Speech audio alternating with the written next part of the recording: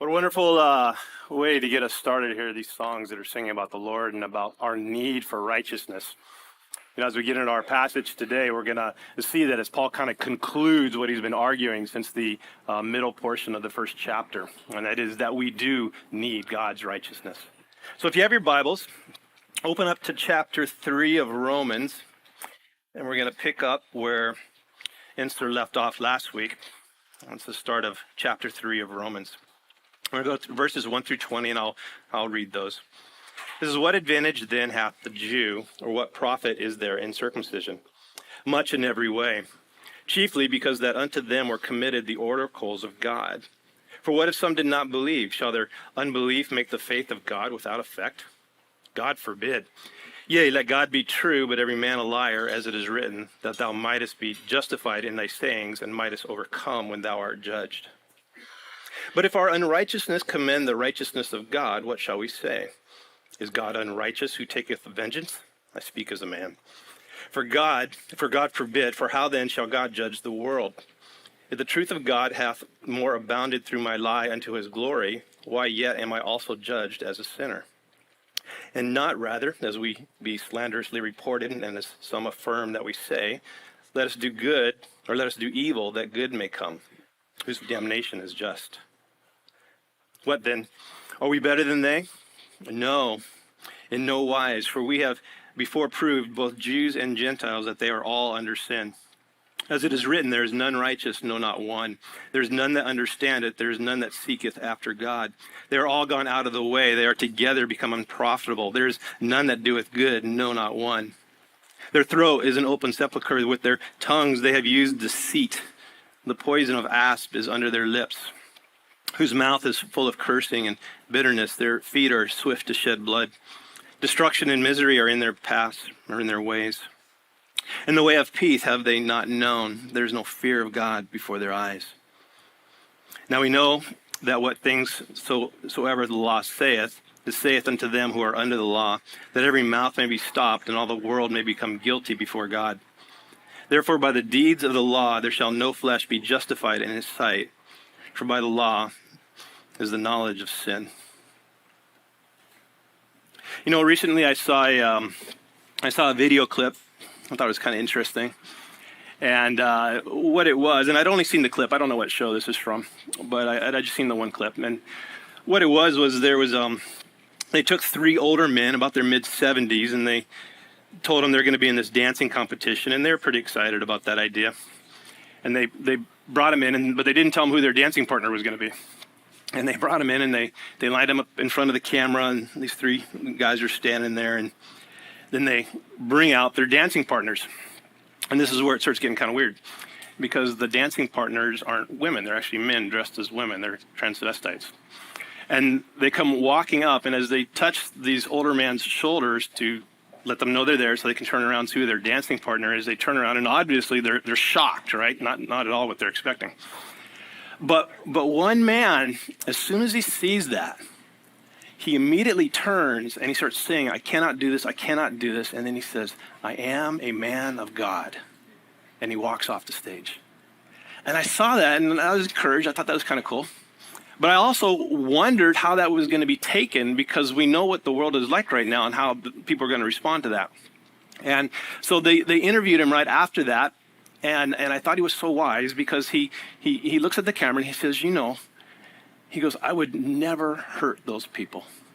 And I would never see those people want to be hurt. He goes, in fact, I love those people. But I am a man of God, and I will follow after God. And what he was doing, he was wise in this, is he was addressing those arguments that are thrown up against the Christian understanding, so that he can basically deflate the argument, so that he can then speak about his desire to follow after God, and people will listen to it, right? If he didn't, they would say, hey, you're a hater or something like that, and they tried to discredit him right away so that he couldn't be able to explain his position. Well, in our passage, as we start off here, Paul does something very similar. In Paul's day, it's not so much the sensitivity over homosexuality that he has to deal with, like we do today, but it's over the fact that the Jew before God is just as in need of God's grace for salvation as the Gentile is. And so in our passage today, the first half of it, what Paul does is Paul goes and he addresses the arguments that he's probably commonly heard before and either gives answers or basically just calls them out as nonsense so that he can continue with the argument, which he will conclude in the second half of our passage. So let's look at the first objection that Paul's going to bring up so he can address, and he has 3 of them here. And the first one is in verses 1 through 2. And it says, "What advantage then hath the Jew, or what profit is there of circumcision? Much in every way, chiefly because that unto them were committed the oracles of God." Now, if you remember when Pastor Ensner spoke last week in chapter 2, verses 28 through 29, Paul, under the direction of the Holy Spirit, has concluded that the Jew is one inwardly. That is the circumcision of the heart done by the Spirit, which is a true Jew. Salvation for the Jews themselves, then, is exactly the same. It requires that inward conversion accomplished by the Spirit. And for the Jews, this is a very shocking claim, for God had chosen them, and in God's choosing them, they had gone and made the assumption that they also were automatically saved. That because they were Jews, because of their heritage, they were saved. And as you look at the promises that God has given them, to a certain extent, we can understand how they wandered off into this thinking. Let me read you 3 of the instances where the Lord responds to them as his people, and you'll get the idea. In Deuteronomy 14, chapter 14, verse 2, it says, "For thou art a holy people unto the Lord thy God, and the Lord hath chosen thee to be a peculiar people unto himself, above all the nations that are upon the earth." Psalm 135, 4, "For the Lord hath chosen Jacob unto himself, and Israel for his peculiar treasure." Isaiah 43:21, "This people have I formed for myself, that they shall show forth my praise." And so God was very clear in the fact that they were set apart. They were chosen by him. But in addition to that, God also made promises to the Jews that were eternal, were everlasting. Look at just one of them. If you have your Bibles, open up to Genesis chapter 17. God speaking to Abraham there in verses 7 through 8, Genesis 17, 7 through 8. And it says this, "And I will establish my covenant between me and thee and thy seed after thee in their generation for an everlasting covenant, to be a God unto thee and to thy seed after thee." In verse 8, "And I will give unto thee and to thy seed after the land wherein thou art a stranger, all the land of Canaan, for an everlasting possession, and I will be their God." And so to a certain extent, we can understand how the Jews are getting to this understanding. They have been picked apart and they have eternal promises, and they would think that, okay, because I have one eternal promise, then I am, by my Jewish heritage, right before God. But Paul has come in and claimed just the opposite. He has said, no, that salvation does not rest in your heritage. You are guilty. And so the Jew then, as he's thinking about this, he has questions, and so he starts to wonder, and he says, well, if I've been born a Jew, and I've been living as a Jew, and I've been following the rituals, but that doesn't lead to salvation, what advantage is this? What's the benefit of this? And when you think about how often the Jews have been persecuted through history, it really is a good question. If this doesn't lead to salvation, what is my advantage? And Paul comes back quickly. He says, much in every way. Because it was through the Jews that God had given his oracles, that God had given his word, that God had given the teachings that we have in the Old Testament. And in those, we find out who God is and what he has promised to do and how we are to live rightly before him. And all that was given to the Jews. And not only that, it was given to the Jews so that they could bring it to the rest of the world. I find this personally very fascinating because God picked the Jews, a very small people group, right? And a small people group is going to be tough to influence the entire world. But what he did is he went and he put them in Palestine, in Canaan. And if you're familiar with that kind of landscape there in the time of the ancients over there, God basically put them like right in the middle of a highway by putting them there in Canaan. because Egypt in the south kind of maintained their status because of the Nile River running through all there. So they're generally always a wealthy nation. And Mesopotamia, which is up over in the north, was the other area that people developed and became wealthy and nations developed. And so there was a travel between that upper northern area and the southern area. And because you had to go along routes that had water, that forced them to come down through Israel. And then as Europe starts to develop, Europeans do the same thing. They want to come down to Egypt, and Egyptians want to come up to Europe, and they have to travel once again through Israel. And so where in our time, God has called us to go out to the world, in the Old Testament times, God actually brought the world to Israel. And so the Jews, they have this wonderful advantage because they have the truth, and as they live it out in how they live, their rituals and everything, they're also bearing testimony to the rest of the world as it comes through their nation. The Jews had an amazing advantage to being a Jew. But there were other advantages as well, too, because in God's truth, as I mentioned earlier, God had also given them eternal promises. I just mentioned the one about the land and being their people, but God has also promised in the Old Testament that national Israel is going to be saved. There's going to be a salvation as a whole of the nation. That one day all Israel will be saved according to the promises of the Old Testament. Paul's going to get into this later on in Romans. And that in and of itself is also a huge advantage. There's no other people group in the world that God has said, you know what, of this whole people group, I will save. And he said that of the Jew. And so a wonderful blessing. But it did not mean that the individual Jew was automatically saved. What the Jews missed was that oftentimes their right standing before God was conditional to the Old Testament. Caleb taught us this a couple of weeks back. That they had to follow God's righteousness and not their own, and all these additional traditions and ways of life that the Jews had come up with during Jesus and Paul's day were really worthless. They weren't moving them closer to salvation. Paul's saying they're guilty. They need God's saving just as much as the Gentiles. So they have a benefit, but not for a saving benefit. Verse 3 gets the second objection that the Jews bring, and it says there in verses 3 through 4, it says, "For what if some did not believe? Shall their unbelief make the faith of God without effect?" Once again, Paul gives a strong statement. No, God forbid. Yea, let God be true, but every man a liar, as it is written, that thou mightest be justified in thy sayings and mightest overcome when thou art judged. Another good question here, and kind of similar to the previous question, and I'll just kind of reword it here. And basically what they're saying is that since the Jew was unfaithful, would that mean that God no longer has to honor his promises to the Jews? Did the Jew once have an advantage because of what he had, but did he lose that because of his unfaithfulness? And like I said, Paul's response to that is strong. No, God forbid, of course not. Paul's only going to briefly touch the idea here, but this specific issue, he's going to address more in Romans 9, chapters 9 through 11. But no, God is going to honor it, and Paul is so sure that God is going to honor it. He says that if every man is proven unfaithful or a liar, God will still keep his promises. Now, keep in mind that Paul here, he's a Jew, and he's addressing objections by the Jew. So we're kind of, most of us are Gentiles, I think.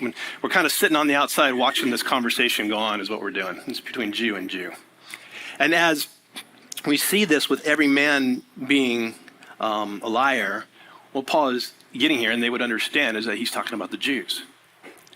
If every Jew is unfaithful, Paul is saying, God will still remain faithful. There still will be a redemption for the nation of Israel. God is faithful. And this faithfulness really is a wonderful truth of God to think on and to meditate. Because Paul here is affirming that God will remain faithful to his promises to the Jews. But when you and I sit down and read the Old Testament and we read about the Jews, we think, man, these guys are messed up, right? We read about the Jews and we see that they were complainers and they're idol worshipers and they disrespect God. And there was a certain period of time in their history where they actually just lost God's word. They lost the law. I mean, that's pretty heavy disrespect where God has given you the law and how to live and you've disrespected it so much you don't even know where you keep it anymore. But despite all of this, God will not forget his promises. I personally think it's interesting that of that time frame, the people groups that live, there's not really any that still exist for the most part. But the Jews still do. Of all the ancients, God's restored the Jews or kept the Jews still around, and the purpose is because he has future promises that are yet to be fulfilled to them. God is faithful. And that's encouragement for the Jews. It's encouragement for us as well, too, because we often act just like the Jews, right? Where we act unfaithful. But because of our unfaithfulness, it doesn't mean that God will be unfaithful. But there's a thing here that Paul gets to.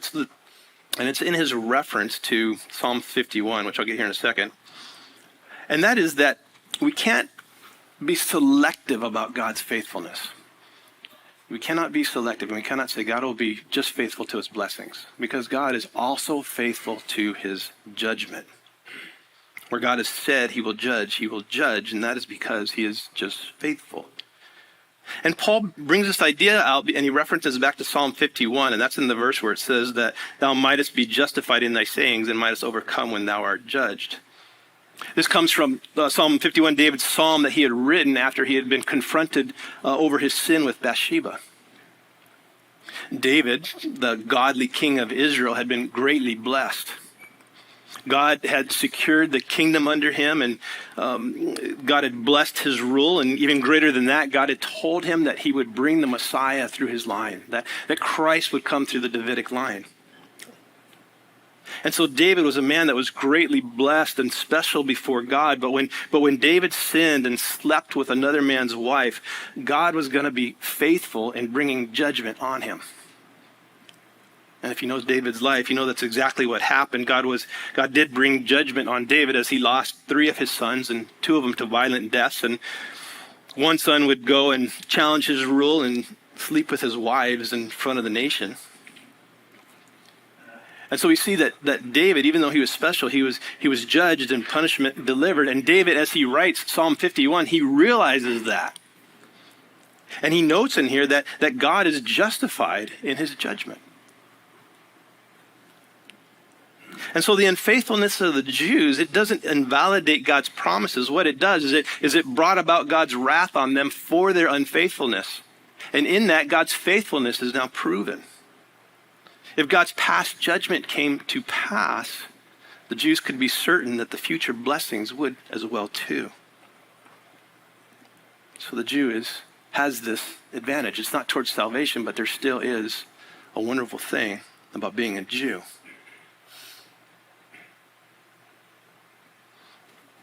Let's look at their next objections. It occurs in verse 5. Verse 5 through 8. It says, but if our unrighteousness commend the righteousness of God, what shall we say? Is God unrighteous who taketh vengeance? I speak as a man. God forbid, for then how shall God judge the world? For if the truth of God hath abounded through my lie unto his glory, why yet am I also judged as a sinner? And not rather as we be slanderously reported, and as some affirm that we say, let us do evil that good may come, whose damnation is just. The first 2 objections that we looked at about whether a Jew still has an advantage and will God remain faithful to his promises, I think are fair questions. And Paul addresses that. These final 2 objections are a little different, though.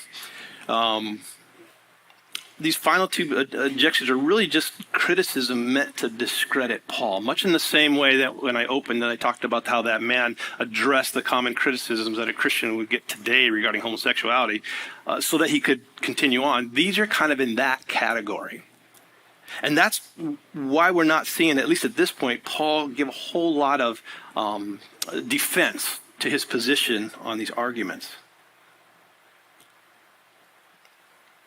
But let's look at them, because to a certain extent, Paul will address them up in chapters 9 through 11 later on.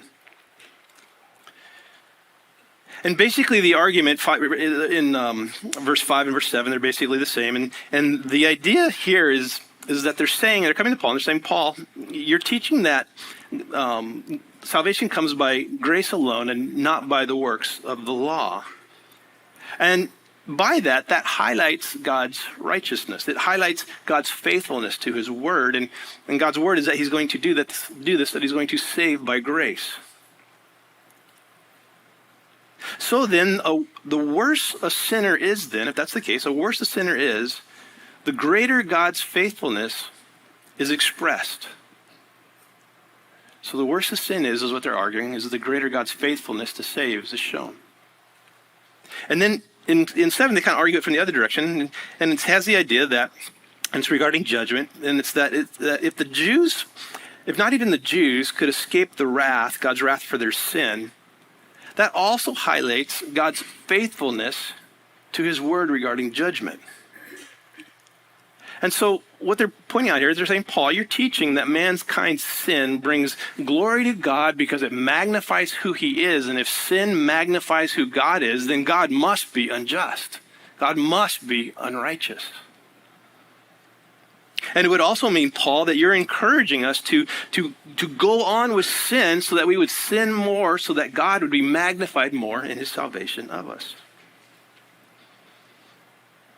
Even as I'm saying this, I'm seeing some of the looks in your faces and you're like, ugh, over this idea. And that's Paul's response.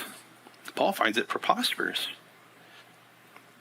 In fact, in verse 5, he says, I speak as a man, when he recounts their argument about God being unrighteous. It's so distasteful to him that he puts that little clause in there, and he's like, no, this is nothing of God. This is nothing of good. This is a dirty man idea. And Paul then doesn't really go into it very much, and he does give one small response in verse 6 that I don't have time to get into, but he doesn't go on defending these ideas that are just thrown up to criticize Paul. And I think that's an interesting thing for us to kind of learn from, because we often get things thrown up against us that are just nonsense, right?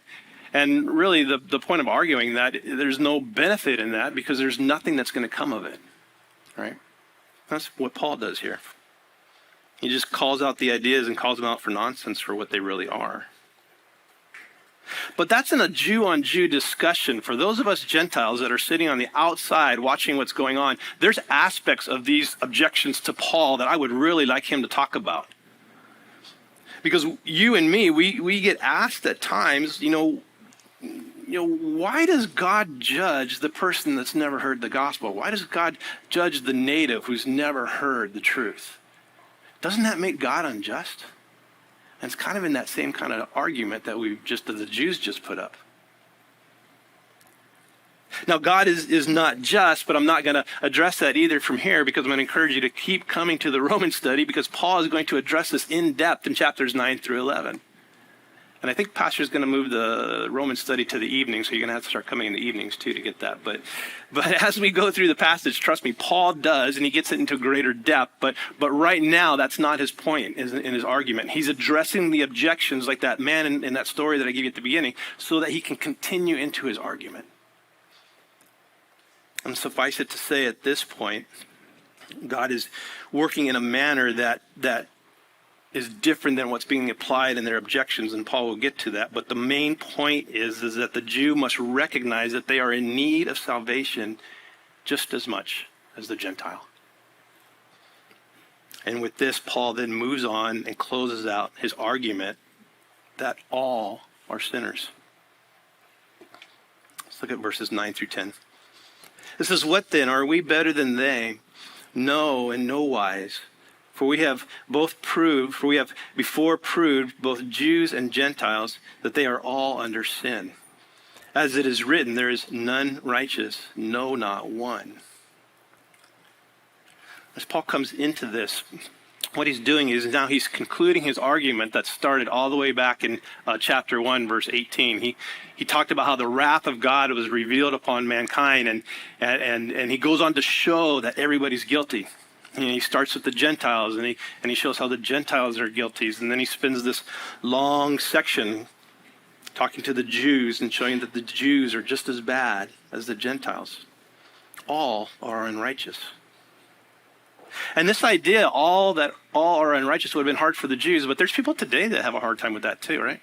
There's people today that look at humanity and think, oh, there must be something good in humanity. There must be something good in there. And it's true that humanity does reflect the image of God. And so because of that, we are very unique in creation. And just on a human standpoint, as we look at the accomplishments of men and women, they're quite impressive to us at times.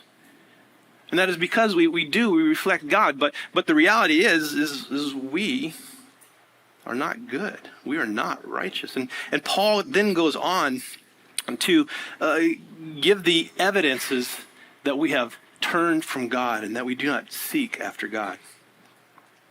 He picks that up in verse 11. He says, there is none that understandeth, there is none that seeketh after God. They are all gone out of their way. They are together become unprofitable. There is none that doeth good, no, not one. God testifies now through Paul that no one has ever truly sought after him. No one has ever truly sought after God. And that is a strong statement because I think sometimes we look at people and we see how they're acting, and to us it does look like they are looking after God. But the reality is they're not looking after the God of heaven. They're not seeking after the God of heaven. What they're doing is they're seeking after a God of their own making. They define God in ways that are acceptable to them, which is not based in truth. And then they say they're following after that. They're not truly following after the God of heaven.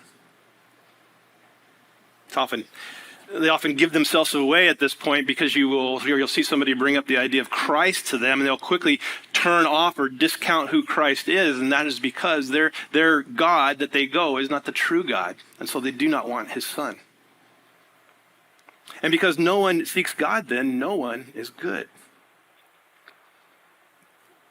Our Lord Jesus had this exact understanding of humanity. There was a religious leader that came to Jesus when Jesus was here on the earth, and he called him good teacher. And Jesus looks back at him and says, why do you call me good? Nobody's good. And what he was doing in that situation is trying to draw that man out to recognize who Christ really was. But in doing that, he also pointed out the truth that as he evaluates mankind,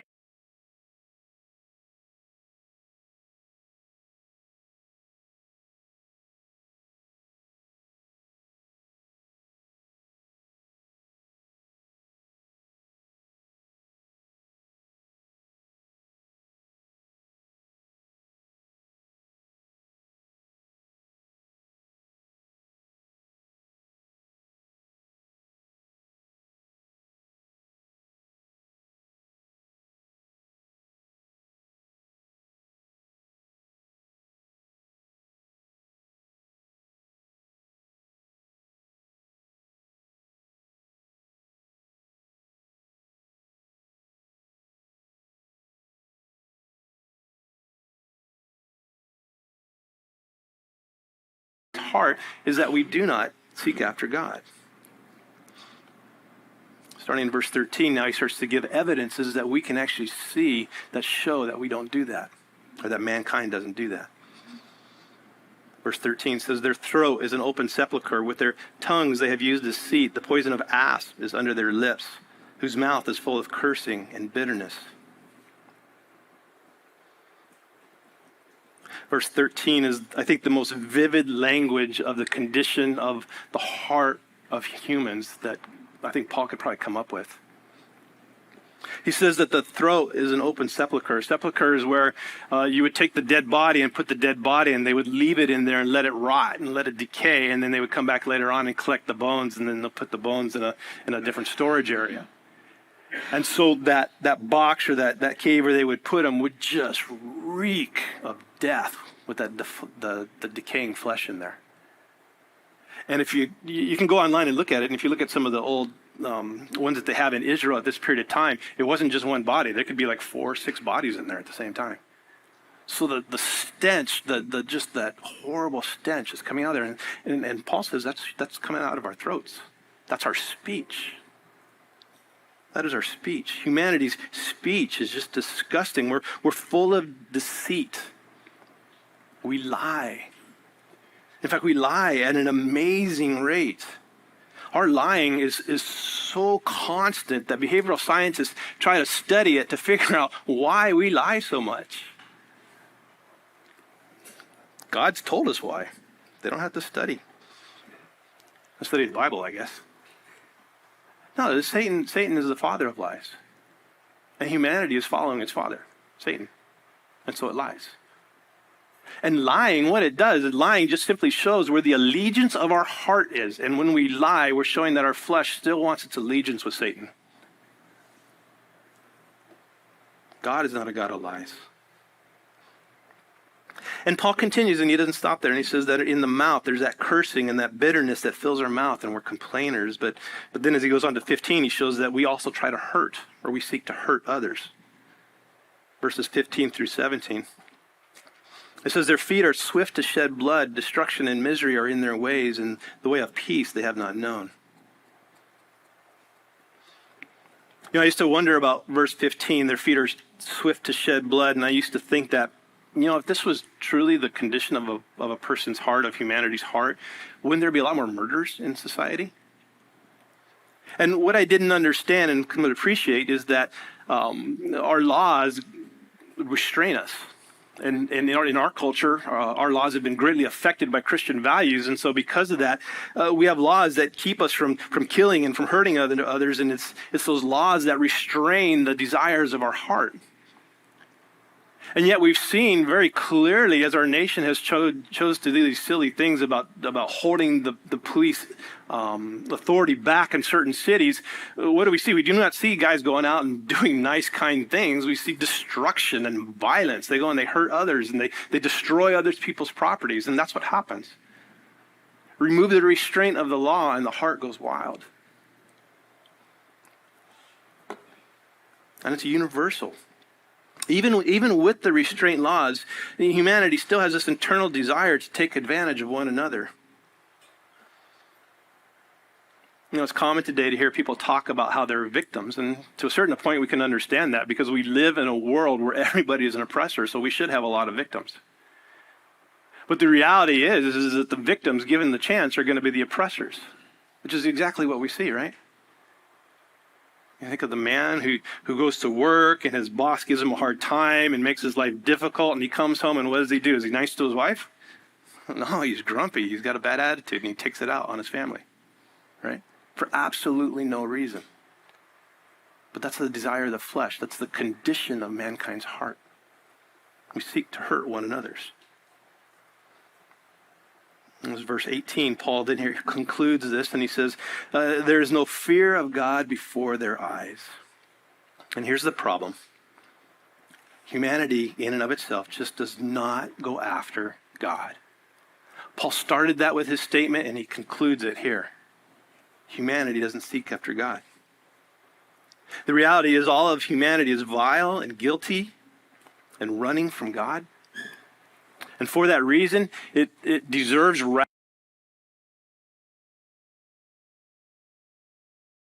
punishment in hell for all of eternity. And the law doesn't help because the Jews are just as guilty as the Gentiles. And that's where Paul leaves us here in this passage, but I cannot just leave us here with this morning because there's hope. Paul is immediately going to go into one of the most exciting passages where he speaks about the hope. And the thing is that God has given his son to redeem and has given his righteousness to cover our unrighteousness, which is exactly what we sung this morning with that song that Caleb was teaching us. I forget exactly how that last phrase was worded, but it might have been oh Lord, how I need this. Oh Lord, how I need that righteousness of yours because mine is what I had just talked about here. We're wicked and we need that righteousness. And so the hope that is coming, or that is, and that will be coming in our study is that there's Christ and we can have his righteousness. But not only that, as we continue to study, we're going to see that God has also given the person that accepts Jesus Christ a heart that's alive. And a heart that alive, what that is that now, even though our flesh desires to do these things that are sinful, there's an alive part of our heart that seeks to follow after God's righteousness. We can now choose righteousness, something that we never could have before without Christ. Been made alive. We usually end our Sundays with questions, and Caleb asked me to come up with one, and actually Caleb asked me to come up with a few. I just came up with one. I'm not very good at questions. But I just have up there the question to think about, and that is that has God made that change in your heart? Has God's righteousness become your hope and something that you desire? You know, or are you like the Jews that Paul's been arguing about here, or discussing about that you're trying to be right before God by doing something that you think is good? I appreciate so much Ensner giving us his testimony last week before he started to talk more about the Jews, because if you remember, Ensner talked about how he was raised with the truth and how he practiced good spiritual disciplines. He was in the Word. He was having Bible time. He was doing good spiritual disciplines. But then he realized that in his heart, he was still wicked. He did not have Christ. And he's in the church. And it was once he realized that it wasn't his righteousness, that it wasn't his goodness that he was doing with his spiritual disciplines that brought him salvation, but his need for Christ's righteousness for salvation. Did he come to Christ and become saved? And the reality is that in the church, there's many that are like that. Jesus noted that. Sunday school, we're studying the book of Matthew. In the book of Matthew, Jesus, through parables, on a number of occasions, points out the fact that believers and unbelievers are going to be mixed, and we're not going to be able to tell the difference. And so I had this question up because as we come to this end of this section, talking about the lostness of mankind, with the understanding that there's also probably people in here that are lost. And your spiritual disciplines, it puts you in the category like the Jews. It's not enough. It does not save you. It's only by the accepting of Christ and his righteousness that we're saved. And if you read that question and you look in your heart and you say, yes, I have changed. I have seen that God has made me alive. I had seen that I did not desire God's righteousness before, but now I do, and it's a joy to go after. It's my heart's desire to go after. If that's you, think about where God has brought you from. Think about what God has done for you and how he has put his righteousness over you, that you may be right before God. And he will be faithful to maintain that.